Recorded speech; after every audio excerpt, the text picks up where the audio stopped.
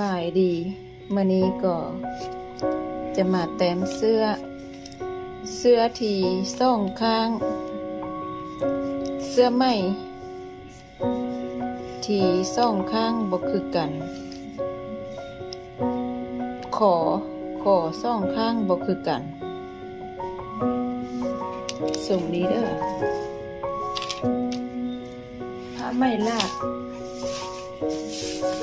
รีบแพ็กกาวแล้วซ่องสันอันนี้โอเคเบอร์34เสื้อไซส์34เริ่มต้นจากส้นเจีย10 เซนเหมือนเดิมหลังจากห้าเงิน5 คำเนาะไปพร้อมแล้วก็ถ่ายทอดแบ่งปันความรู้ไปพร้อมได้หลายอย่างพร้อมกัน10 เซนเบอร์34จากเส้นขอลงมา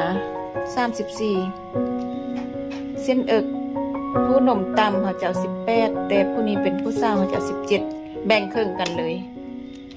17 หาร 2ได้เท่าได้แบ่งครึ่ง34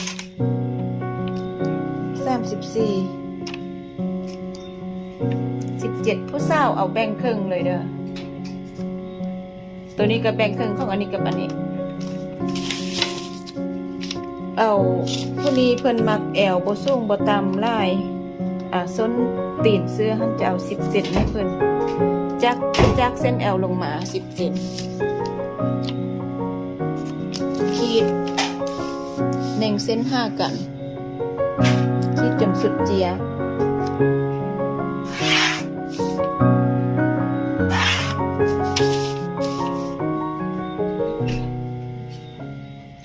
ไลฟ์สดกันไล่ละเนาะวันนี้ก็มาเฮ็ดวิดีโอคลิปสั้นผู้ใดสนใจเรียนฟรีเกี่ยวกับสูตรตัดเย็บเครื่องไหมหญิงสูตรละเอียดสูตรที่เข้าหูสูตรนี้แม่นสูตรพิเศษแล้วก็ซ่อนทางลัดข้าพเจ้ามีซ่อนฟรีให้อยู่ในช่อง YouTube ข้าพเจ้าเด้อพิมพ์จิตตวงศ์นางน้อยเข้าไปทางช่อง YouTube หั่นแล้วก็พิมพ์จิตตวงศ์นางน้อยพิมพ์เป็นภาษาอังกฤษเด้อเจ้าเป็นอย่างจึงว่าเฮ็ดเป็นภาษาอังกฤษย้อนว่าคนต่างประเทศก็เรียนนำลายละข้าเจ้าพิมพ์ภาษาลาวบ่ออก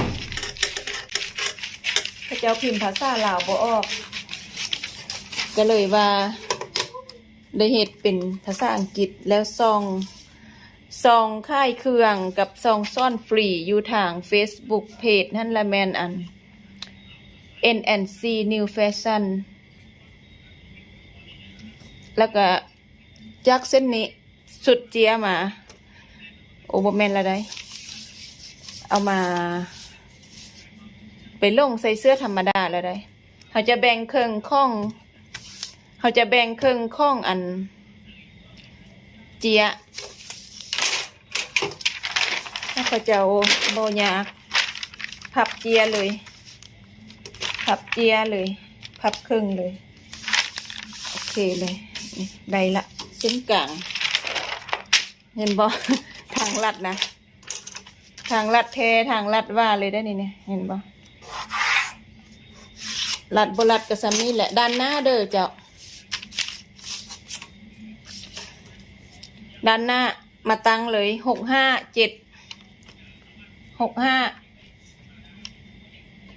แต่เส้นกลางออกไป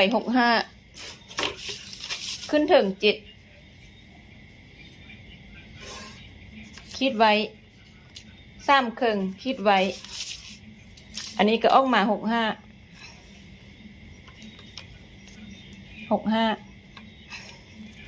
ขึ้นถึง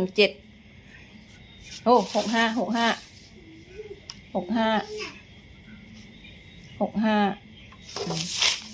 ขึ้นถึง7คือกันสองข้างนี่เห็ดคือกันสองข้างนี่เห็ดคือกันอิงตามอันเส้นกลางเป็นลักออกไปเพื่อยัง เพื่อศอก5 เซนบาไหลนักเรียนใหม่ฮั่นมีแต่เฮ็ดตามทุกอย่างแล้วอันน่ะเป็นเองนักเรียนเก่าก็แม่นรีวิวเสื้อที่ขอซ่องข้างบ่คือกันเฮาแต้มแบบนี้เบอร์34บาไหล18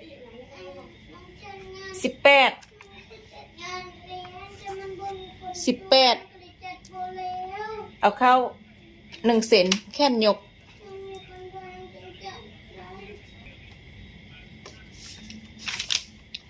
ข้างนี้เส้นกัน18ออกไปเอาเข้าเส้น1แค่นยกเข้าเส้น1ลูกศิษย์เก่าผู้ใดเข้าใจพิมพ์คำว่าเข้าใจเน่ง5 เซนสูงสุดเส้นขอตัวนี้ก็เน่ง5 เซนสูงสุดเส้นขอนักเรียนใหม่ละแมนก๊อปปี้ทุกสิ่งเจ้าเส้นบาร์แมน16อันนี้ก็16อันตัวเลขนี่แมนบวกลบคูณหารออกมาแล้วเด้อเบอร์3425สะโพก25แต่ว่าเดี๋ยวนี้เราเอาขึ้นเหาะปกติแมน20 เซนเนาะจากเส้นแอวลงหันจึง25เดี๋ยวนี้อาจารย์เอา24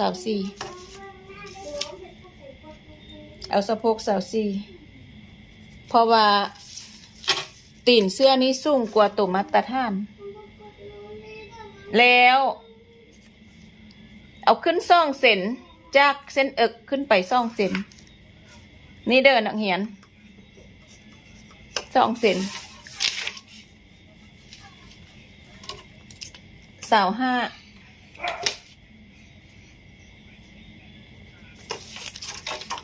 ขึ้น2 เซนขึ้นจากเส้นเอก2 เซนขีดเส้นหากันเบิด1จะฮอดขั้นตอนที่สำคัญเบิด1จะฮอดขั้นตอนที่สำคัญละ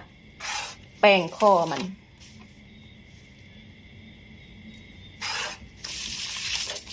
สิฮอดขั้นตอนสำคัญที่แป้งคอมันบัดนี้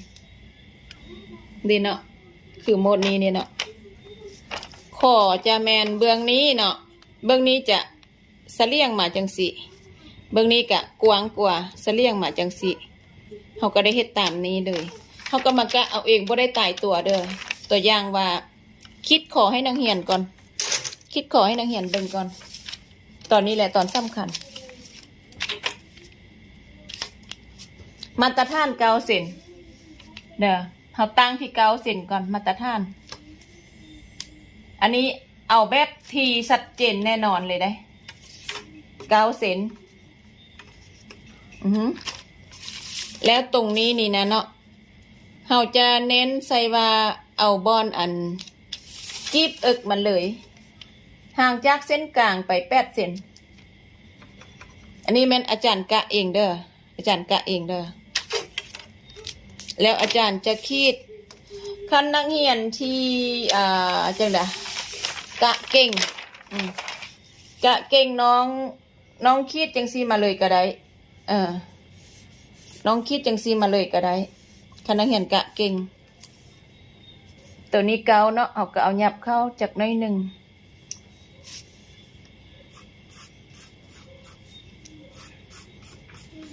คันนักเรียนที่กะเก่งได้คันนักเรียนกะบ่เก่งนี่แต่คันนักเรียนกะบ่เก่งเนาะนักเรียนกะบ่เก่งเนาะมือใหม่นะเจ้าใส่จังซี่เลยเห็นปะบรรทัดก็คือกันเด้ก็คือกันมันก็แล้วแต่เด้อ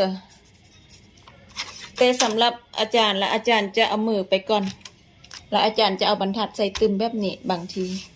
จะได้ระดับนี้เจ้าจะได้ระดับนี้ถ้าว่าลูกค้าอยากได้กวางกว่านี้เขาก็จะเอากวางออกก่อนแต่ว่า ลูกค้าท่านนี้เพิ่นเอาธรรมดาบัดนี้ได้ขอแล้วเนาะได้ขอแล้วเฮามาเฮ็ดเกล็ด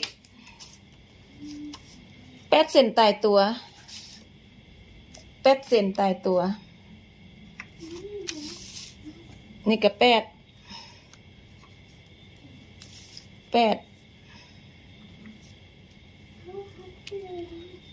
แล้วมาพี1.5ไปพี1.5อันนี้คือกันมาพี1.5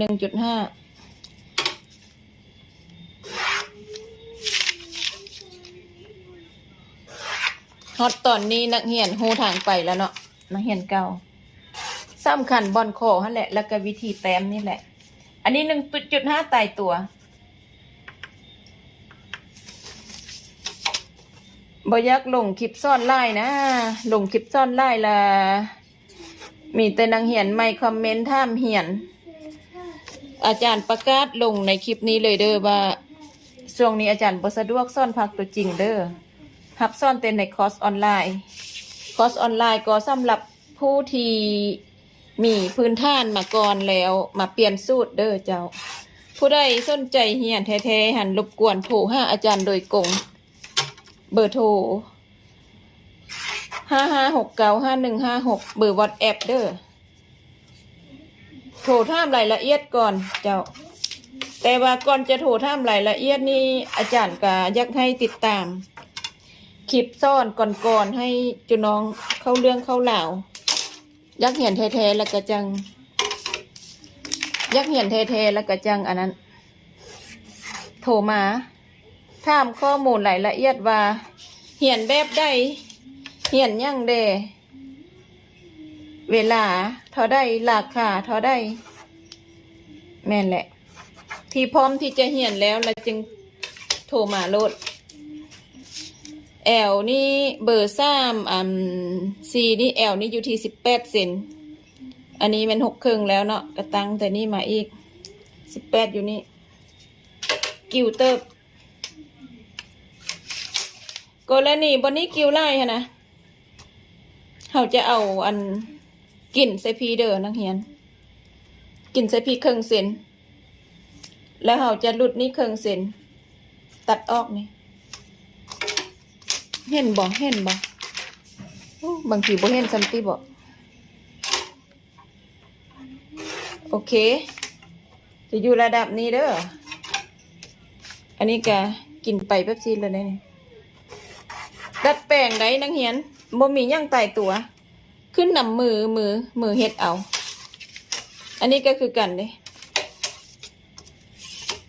ตัวนี้ก็6 ครึ่งเนาะ6 ครึ่งไปครึ่งเซนละ6 ครึ่งอยู่นี่18อยู่นี่โอเค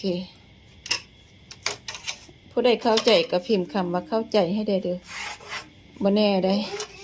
คลิปนี้อาจจะลึกเด้อเพราะว่าเดี๋ยวนี้หัน Facebook หันนะปิดกันอย่างแห้งอันได้สำคัญไล่เพิ่นปิดกันแห้งโอเคจะอยู่ระดับนี้อาจารย์จะมากวกแค่1ให้อีกข้าง1ให้นี่เด้อเวลาผัดชียันคลิปมันยาวไปกะอุตส่าห์เฮ็ดเครื่องนุ่งกะบ่ได้บ่ยากเฮ็ดไปละหั่นน่ะเนาะคือทายไว้สินักเรียนก็ได้ความรู้นำละมีความรู้อันได้ในตัวก็บ่อยากเก็บไปผู้เดียวบ่อยากเฮ็ดเป็นผู้เดียวเด้อนักเรียนเก่าหลายคนหั่นน่ะเนาะที่บ่ติดตามแล้วหั่นน่ะมาติดตามยามนี้มาเข้ามาเบิ่งยามนี้แล้วสิมาเข้าข้องใจว่าอันบ่ได้ซ่อนเด้ออาจารย์อัปเดตตลอดได้ผู้ใดบ่ติดตามต่อเนื่องล่ะเจ้าได้แต่สูตรเก่าเด้อจะอยู่ระดับนี้แล้วก็ตัดอ้อมเลยตัดอันนี้ก็เฮ็ดแบบเดียวกันตั้งแต่ขอคนละข้างโอเคขอบใจสบายดี